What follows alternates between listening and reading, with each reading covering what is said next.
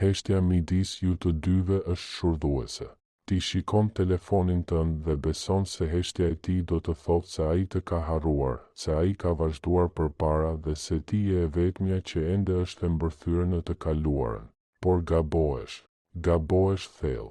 Krenaria e tij e pengon të flasë, por në vetdia e tij e detyron të veprojë në mënyra që ti nuk i sheh. Ka shenja të padukshme që bërtasin se ai të mungon dhe se në të vërtetë ai thjesht po pret që ti të thyesh heshtjen. Dua të flas drejt për drejt me ty, me ty, e cila me shumë gjasa në orën e fundit ka kontrolluar telefonin 10, ndoshta 20 herë. E di saktësisht se si ndihet ajo ndjesi shtrënguese në gjoks. Nuk është thjesht trishtim, është një frikë djegëse, raskapitse. Është ajo ndjesi boshllëku që të zgjon në 3 të mëngjesit, kur gjithçka është e qetë dhe mendja jote fillon të rrotullojë të njëjtat pyetje sërish e sërish. Pse sillet si i huaj, kur megjithatë kishim atë lidhje? Pse i sheh historitë e mia 2 minuta pasi i postoj, por nuk arrin të përgjigjet në një mesazh? A ishte gjithçka vetëm një gënjeshtër? Ti po përjeton atë që në psikologji quhet disonancë njëose emocionale. Nga njëra anë kujtesa jote të thotë se kishte dashuri, një lidhje. Nga ana tjetër realiteti i heshtjes së tij të bërtet se ti nuk ekziston për të dhe ky kundërthënim është i padurueshëm. Truri yt kalon në gjendjen më të lartë të alarmin. Kërkon shenja atje ku nuk ka ose, edhe më keq, nuk i sheh ato që ka, sepse dhimbja të verbëron. E di që ndihesh e poshtëruar sepse po pret. Ndihesh më pak e vlefshme, sepse duket sikur ai ka gjithë fuqinë, ndërsa ti je e mbërthyer në pritjen e një mesazhi që nuk vjen kurrë. Por dua të them diçka para se të fillojmë këtë rrugë së bashku. Ti nuk je e çmendur dhe nuk po e tepron. Reagimi yt është përgjigjja plotësisht normale e trurit njerëzor ndaj tërheqjes së papritur të afeksionit. Ti je në një gjendje tërheqjeje emocionale. Por këtu shumica e grave bëjnë një gabim vendimtar në interpretim, një gabim që i pengon të ecin përpara ose të rindërtojnë marrëdhënien. Ato barazojnë heshtjen me indiferencën. Arsyeja thotë, nëse do të donte të ishte me mua, do të ishte këtu. Nëse nuk shkruan, do të thotë që nuk i interesoj. Kjo logjik duket e arsyeshme, por psikologjia mashkullore dhe neurobiologjia e lidhjes tregojnë një histori tjetër. Shpesh heshtja e një burri pas një ndarjeje ose largimi nuk është shenjë e harresës, por shenjë e bllokimit. Është një mekanizëm mbrojtës. Imagjino për një moment që ai nuk është ai njeri i ftohtë e llogaritës që frika jote ka ndërtuar. Imagjino që edhe ai e ndjen boshllëkun, por ka ngritur një mur të madh nga krenaria dhe frika e refuzimit. I mungon. Truri i tij dëshiron shenjën tënde të dopaminës, por egoja e tij i bërtet një paralajmërim vdekjeprurës. Nëse i shkruan dhe ajo të injoron ose të përgjigjet ftohtë, do të dukesh i dobët. Do të humbasësh dinjitetin tënd. Kështu ai hyn në atë që mund ta quajmë mënyrë mbijetese pasive agresive. Ai nuk largohet plotësisht, sepse e dhem ta humbas, por as nuk afrohet, sepse frika e refuzimit e paralizon. Ai qëndron në orbitën tënde, dërgon sinjale tymi dhe pret që ti të jesh e guximshmja që i hap sërish rrugën drejt jetës tënde. Për të kjo është një strategji pa rrezik për ty torturë e pastër. Sot nuk do të flasim për truke të lira për ta manipuluar atë. Ato nuk funksionojnë në plan afatgjat dhe thjesht të dëmtojnë ty. Sot do të shkojmë shumë më thellë. Në minutat në vijim do të analizojmë mendjen e këtij burri stres pas strese. Do të kuptojmë se çfarë po ndodh në qarqet e tij nervore që e bëjnë të sillet kaq kundërthënës. Do të mësoj si të dallosh nëse një burr me të vërtetë ka mbyllur gjithçka apo nëse ai në realitet po e thërret emrin tënd në heshtje përmes sjelljeve të holla. Do të flasim për biologjinë, evolucionin dhe mënyrën se si frika e paralizon dashurinë. Por gjëja më e rëndësishme është kjo, në fund të këtij videoje do të kesh një harë. Do të dish saktësisht nëse duhet ta rihapësh atë derë me një gest të vogël ose nëse duhet ta mbyllësh përgjithmonë. Do ta shndërrojmë frikën që po ndjen tani në qartësi, sepse siç them gjithmonë, kuptimi sjell lehtësim dhe sot do të kuptosh gjithçka. je gati të shikosh pas maskës së tij. Por këtu shumica bëjnë një gabim që i pengon të ecin përpara. Përpiqen të kuptojnë një reagim emocional thjesht në mënyrë logjike. Përpiqesh të shpjegosh me arsye pse ai nuk të shkruan, sikur të ishte ulur në divan duke bërë listën pro dhe kundër. Por kjo është e pamundur, sepse sapo hyn mërzia e dashurisë, logjika është e para që largohet nga dhoma. Për të kuptuar pse ai sillet kaq kundërthënës të shikon, por nuk flet me ty, duhet të ndalojmë së foluri vetëm për ndjenjat dhe të fillojmë të flasim për anatominë. Më duhet të më ndjekësh brenda kafkës njerëzore, sepse ajo që po ndodh në të dhe në ty është një stuhi shumë specifike elektrike. Imagjino trurin si një kompani me 2 departamente kryesore që në teori duhet të punojnë së bashku, por që në kohë krize luftojnë për kontrollin. Në katin e sipërm, direkt pas ballit tënd, qëndron drejtori i përgjithshëm, korteksi prefrontal. Ai është përgjegjës për logjikën, planifikimin, kontrollin e impulseve dhe empatinë. Është zëri që të thotë, nëse i shkruaj tani, mund të dukem e dëshpëruar, më mirë të pres. Ose zëri që i thotë atij, duhet të jem mjaft i pjekur për t'i thënë çfarë ndjej. Është zëri i arsyes. Por në katin përdes, thellë në pjesën më të vjetër të trurit ton, jeton shefi i sigurisë, amigdala. Ajo nuk kupton asgjë rreth logjikës, dashurisë romantike apo mesazheve. Detyra e saj e vetme është të zbulojë rrezikun. Dhe këtu qëndron çelësi biologjik. Për trurin e njeriut, përjashtimi social ose humbja e një lidhje emocionale nuk është thjesht trishtim, është kërcënim ekzistencial. Mira vjet më parë të linin vetëm dhe të dëbonin nga fisi, do të thoshte vdekje, ose do të hanin, ose do të ngrije. Prandaj truri yt dhe i tij reagojnë ndaj ndarjes emocionale me të njëjtin sinjal paniku, sikur përballë jush të qëndronte një luan. Çfarë ndodh pra në kokën e tij kur ju ndaheni ose kur lind kjo heshtje? Amigdala e tij e ndjen mungesën tënde, e ndjen boshllokun dhe ndes alarmin. Ky alarm e përmbyt trurin e tij me kortizol, hormonin e stresit. Kortizoli ka një efekt të çuditshëm dhe shkatërues. Ai vepron si një frenues i korteksit prefrontal, që do të thotë se kur frika ose stresi rriten, aftësia për të menduar qartë bie. Kjo çon në atë që quhet rrëmbimi nga amigdala. Prandaj ai sillet kaq kundërthënës. Një pjesë e tij, ajo logjike, e di që i mungon. Por sistemi i tij i alarmit, amigdala, bërtet se afërsia është e rrezikshme. Pse? Sepse afërsia do të thotë cenueshmëri, sepse do të thotë të marrësh rrezikun që ti të thuash jo. Dhe për një tru me ego të lënduar ose të frikësuar, ai jo ndihet si një vdekje e vogël.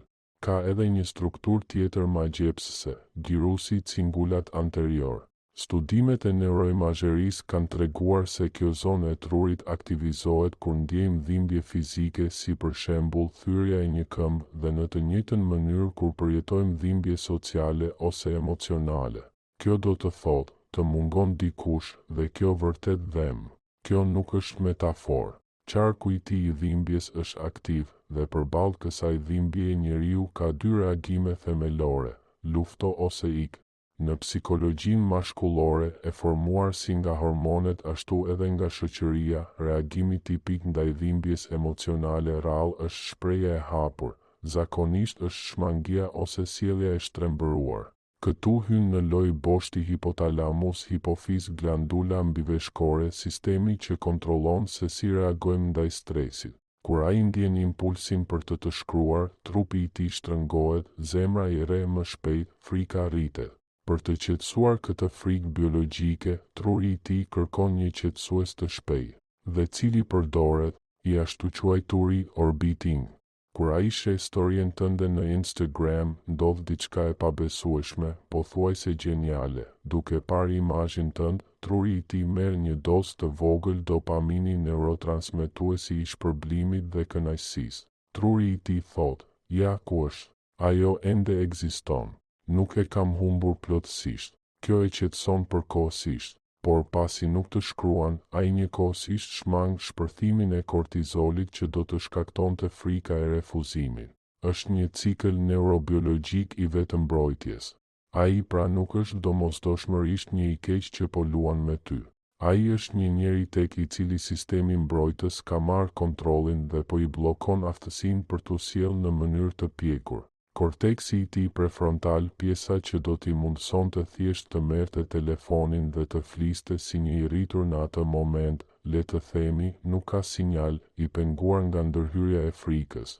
Ta kuptosh këtë është hapi i parë që të mos e interpretosh më heshtjen e tij si sulm personal. Nuk është se ai nuk të do thjesht frika e tij, po vërtet më fort se dashuria në atë çast. Sistemi i tij biologjik është në modalitet mbrojtjeje. Dhe tani që kuptojmë hartën e trurit të tij, duhet të pyesim pse ky mekanizëm mbrojtës është kaq ekstrem tek ai. Nga vjen ky frikë paralizuese? Përgjigjja nuk qëndron në të tashmen, por larg në të kaluarën. Dhe pikërisht këtu bëhet interesante dhe çliruese, sepse ti do të ndalosh së fajsuari veten. Ne nuk punojmë me software të vitit 2025, por me hardware të epokës së gurit që ende e interpreton dashurinë si çështje mbijetese. Kur e sheh këtë burr që të huton këtë njeri që i shikon storyt e tua por nuk të flet, mund të mendosh se është i papjekur apo mizor. Por kur heqim shtresat e gjykimit dhe shikojmë përmes lenteve të psikologjisë evolucionare dhe asaj zhvillimore, shohim një fëmijë të frikësuar në trupin e një të rrituri.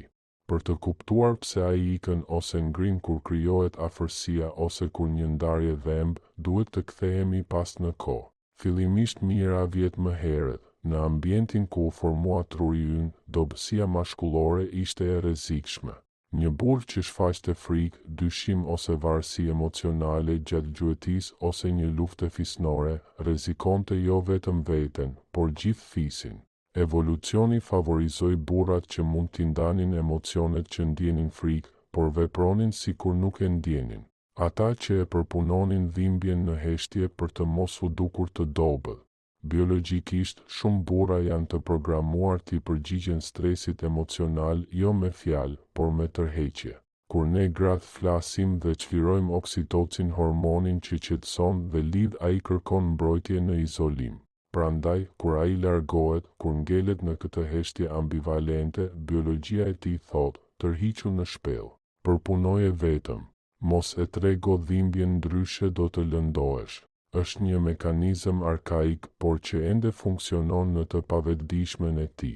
Por nuk është vetëm çështje e evolucionit. Ka një shtresë shumë më personale, shumë më të dhimbshme, fëmijëria. Këtu hyn teoria e lidhjes emocionale thelbësore për të kuptuar dinamikën tuaj. Pothuajse të gjithë të rriturit që luajnë lojën të shoh, por nuk të prek, kanë një stil shmangës ose të çorganizuar të lidhjes. Dhe ky formohet herët. Imagjino një fëmijë të vogël. Ky fëmijë ka nevoja emocionale, dëshiron afërsi, sigurim, ngushëllim. Kur kujdestarët e tij, prindërit ose të tjerë nuk ju përgjigjen këtyre nevojave, u treguan të ftohtë ose madje e hodhën poshtë, truri i fëmijës duhet të merrte një vendim drastik për të mbijetuar. Ai mësoi një mësim të hidhur: nëse i tregoj nevojat e mia, dhemb ose shpërfillet. Prandaj i mbyll. Nuk duhet të kem nevojë për askën. Duhet t'ja dal vetë. Ky fëmijë rritet dhe bëhet burri që tani qëndron para teje. Një burr që dëshiron dashuri sepse të gjitha gjytarët e duan atë, por që ka mësuar të lidh intimitetin e thellë me rrezik. Kur ti afrohesh ose kur marrëdhënia bëhet serioze ose pas një ndarjeje kur dhimbja bëhet shumë e madhe, aktivizohet sistemi i tij i vjetër i alarmit. Sistemi i tij nervor thotë, kujdes, nëse hapesh do të lëndohesh, nëse kërkon të riktheheni do të refuzohesh si atëherë. Dhe pastaj, ai zhvillon këtë strategji orbitimi, këto sinjale të heshtura. Është zgjidhja kompromisi perfekte për një stil shmangës lidhjeje. Të shikoj storyt e tua ose të pëlqej një fotografi të vjetër është mënyra e tij për ta mbajtur lidhjen, sepse ka nevojë për ty por nga një distancë e sigurt, sepse ka frikë prej teje. Është njësoj si t'i afrohet një zjarr i kampi për të ndier ngrohtësinë, por të qëndroj mjaft larg për të mos u djegur. Ai nuk është i thyer, nuk është përbindësh. Ai është i adaptuar tepër i adaptuar në një fëmijëri ku cënueshmëria ishte e rrezikshme. Truri i tij ka mësuar të mbijetojë duke shtypur ndjenjat dhe duke vepruar nga hija. Problemi është se strategjia që e shpëtoi atë si fëmijë, tani si i rritur po i shkatëron dhe të ndën gëzimin e jetës. Ti e interpreton heshtjen e tij si, ai nuk më do më, por sikur të mund të shikoje skanimet e trurit të tij dhe historinë e jetës së tij, do të kuptoje se heshtja e tij në të vërtetë është një ulërim e shtypur. Është mënyra e tij për të thënë, dua të jem aty, por nuk kam mjete të brendshme, as siguri të brendshme për të kaluar këtë urë pa ndjerë sikur do të vdes. Ta kuptosh këtë është thelbësore për të çliruar nga faji. Nuk ka të bëjë me faktin që ti nuk je mjaftueshëm e mirë ose që nuk meriton dashuri. Ti po merresh me dikë që ende mban një parzmore 30 vjeçare të ndryshkur që nuk dit më ta heqë. Dhe kjo një uri ndryshon gjithçka, sepse ti pushon së pari ta shohësh atë si fajtorin dhe në vend të kësaj kupton se ai po lufton një luftë të brendshme që as vetë nuk e kupton mirë. Por shoqëria nuk na e mëson këtë. Ajo na shet një gënjeshtër romantike që tani duhet ta çmaskojmë. Jetojmë në një kulturë që e ka thjeshtuar aq shumë dashurinë, sa është kthyer në karikaturë. Me shumë gjas, kur ke ndarë dëshpërimin me mikeshat ose ke kërkuar përgjigje online, tashmë ke hasur murin prej betonit të miteve shoqërore. Miti më i rrezikshëm, fraza që përsëritet si mantrë dhe që i ka bërë më shumë dëm psikologjisë moderne se çdo tjetër është, po të donte, do ta bënte. Me siguri e njeh, po të donte të fliste, do ta bënte. Po të donte vërtet, do të lëvizte male. Nëse nuk e bën, do të thotë që nuk i intereson. Këto fjalë tingëllojnë të forta, po thuaj çliruese. Të japin përshtypjen e një të vërtetë absolute. Por nga këndvështrimi i neuroshkencës klinike, ky është një thjeshtim brutal. Të thuash po të donte, do ta bënte nënkupton se njeriu është një makinë plotësisht racionale, ku çdo dëshirë çon automatikisht në veprim. Por tashmë kemi parë se kjo thjesht nuk është e vërtetë. Është njësoj si ti thuash dikujt me agorafobi, po të doje të dilje jashtë, thjesht do të dilje. Ai person do, por amigdala e mban të bllokuar në prag të derës. Në të njëjtën mënyrë, ishi yt ose burri që rrotullohet vazhdimisht rreth teje mund të ndjejë shumë qartë dëshirën për të kontaktuar. Dëshira është aty, dopamina është aty, por frika, turpi ose plagët e vjetra e bllokojnë. Nëse i beson verbërisht po të donte, do ta bënte, ti injoron kompleksitetin e mendjes njerëzore. Ti e interpreton paralizën e tij si indiferencë, megjithse shpesh nuk është asgjë tjetër veç se panik. Gabimi i dytë i madh i shoqërisë sonte it është tirania e mendimit pozitiv. Duhet të jesh e fortë, vibro më lart, mos mendo për të, shpërqendrohu. Këto janë këshillat që dëgjohen kudo. Teoria e famshme, një gozhd nxjerr një tjetër. Por çfarë ndodh në trurin tënd kur e detyron veten me forcë të mos mendosh për diçka? Shfaqet jashtëquajturi, efekti i rikthimit ose procesi ironik sipas Egnerit. Nëse tani të them, mos mendo për një ar të bardhë, çfarë të shfaqet menjëherë në mendje? Pikërisht një ar i bardhë. Kështu që kur përpiqesh të shtypësh dhimbjen tënde ose kujtimin e tij duke e detyruar veten të dukesh e lumtur, truri yt duhet të punojë dy fish. Një pjesë kërkon mendimin për ta bllokuar dhe kështu e sjell atë vazhdimisht në vetdijen tënde. Rezultati, bëhesh e fiksuar. Të luftosh dhimbjen me shpërqendrim është sikur të përpiqesh të shuash zjarrin me benzinë. Arrin vetëm që sistemi yt retikular i aktivizimit, filtri i vëmendjes i trurit tënd të përqendrohet edhe më shumë te mungesa e tij. Gabimi i tretë është strategjia bëhu e paarritshme. Shumë të ashtuquajtur ekspert të joshjes këshillojnë, nëse ai të injoron, injoroje dy fish. Luaj e ftohtë, sillu sikur je e lumtur pa të. Por kujdes, nëse ke të bësh me një burr që siç kemi parë ka një stil shmangës të lidhjes dhe frikë nga refuzimi, me këtë taktik arrin vetëm të kundërtën. Ti konfirmon frikërat e tij të brendshme. Truri i tij mosbesues thotë, kisha të drejtë të mos i afrohesha. Ajo është e ftohtë, ajo nuk është e sigurt. Më mirë të qëndroj larg. Kjo lojë shahu emocionale shkatëron besimin. E kthen një marrëdhënie që ndoshta mund të shpëtojë me sinqeritet dhe censhmëri në një luftë të ftohtë ku të dy humbasin. Ne jetojmë në atë që Zygmunt Bauman e quajti shoqëri e lëngshme, një botë lidhjesh të përkohshme, dashurie të shkurtër. Kur diçka prishet, njerëzit e hedhin në vend që ta rregullojnë. Dhe ti vuan, sepse biologjia jote kërkon një dashuri të qëndrueshme, të besueshme në një botë që të shet zëvendësueshmërinë. Ndihesh e frustruar sepse fillon të vlerësosh dashurinë sipas logjikës së tregut, ofertë dhe kërkesë. Nëse ai nuk të shkruan, unë vazhdoj përpara. Por dashuria nuk është mall, është një domosdoshmëri për mbijetesë.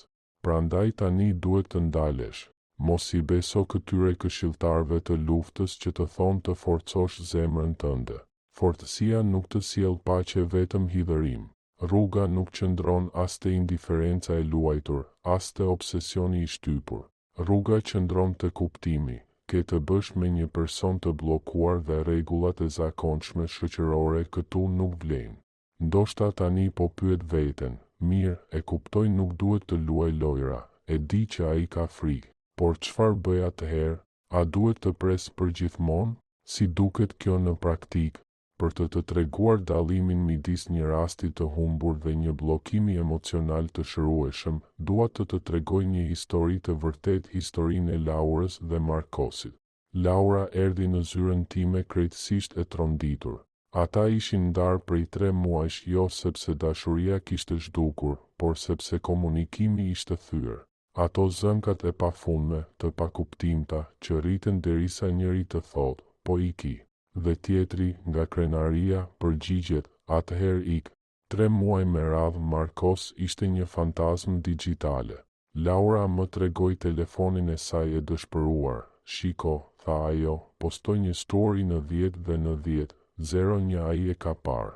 Gjithmonë i pari, por kur i shkruaj për ndonjë gjë organizative, i duen 3 ditë të përgjigjet dhe shkruan me ftohtësi. Nëse ai më urren, pse më ndjek? Pyeti ajo. Ai po më torturon.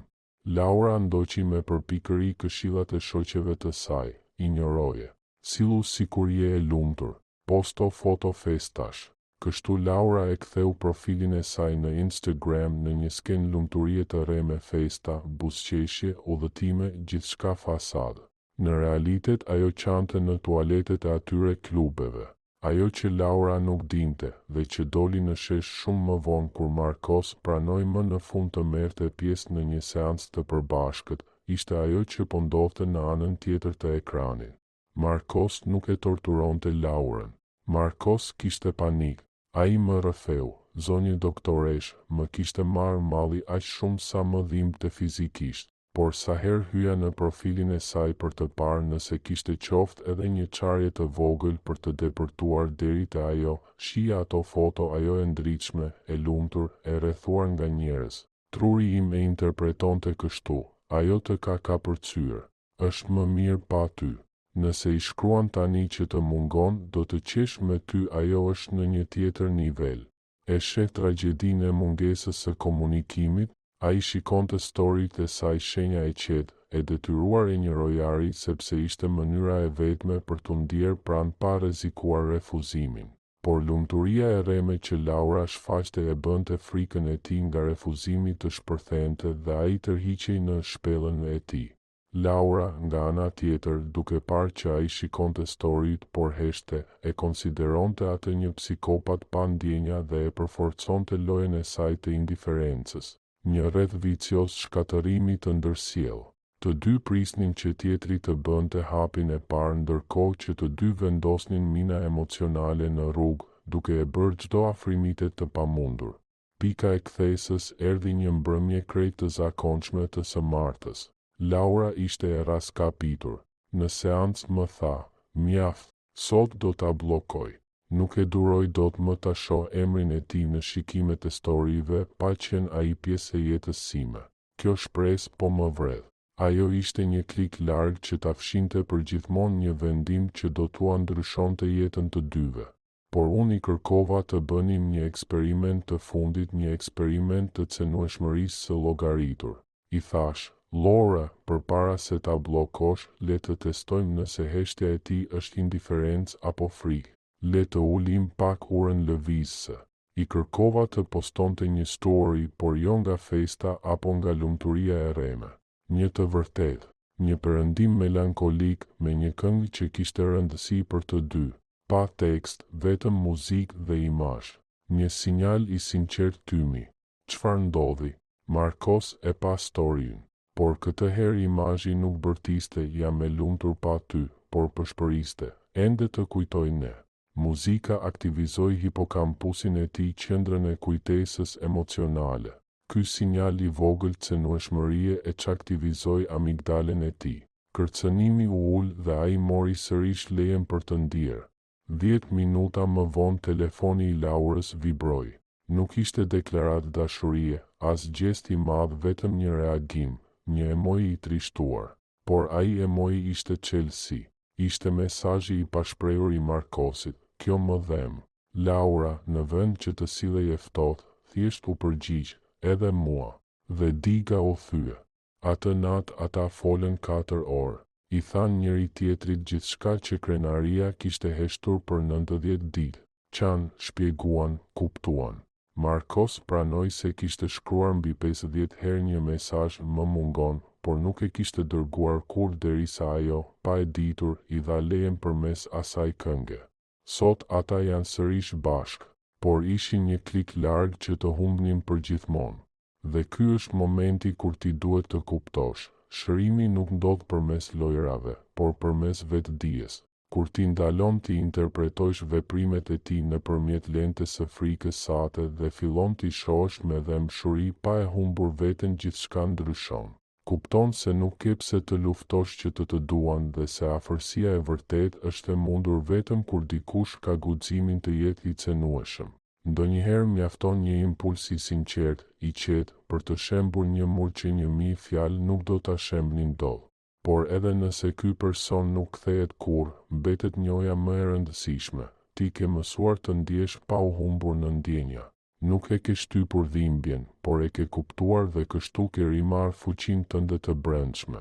Sepse në fund, shërimi I vërtet nuk është që ai të kthehet te dera jote, por që ti të ecësh përpara patë me zemër të hapur, por plagë të mbyllura.